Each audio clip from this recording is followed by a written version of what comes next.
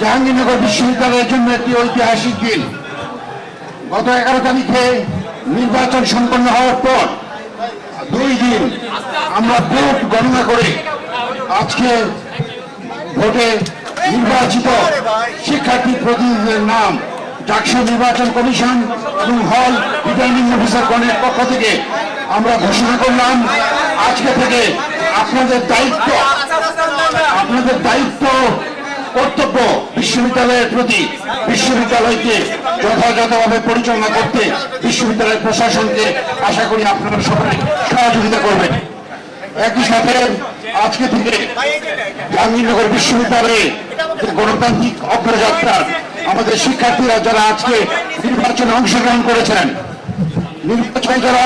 করেছেন এবং নির্বাচনে যারা জয়ী হয়েছেন, বিজিত হয়েছেন, সকলের প্রতি উদাত্ত আহ্বান যে আমরা সকলে মিলে জাহাঙ্গীরনগর বিশ্ববিদ্যালয়ের সামাজিক, অর্থনৈতিক ও রাজনৈতিক পরিবেশকে সকলে সমৃদ্ধ করব।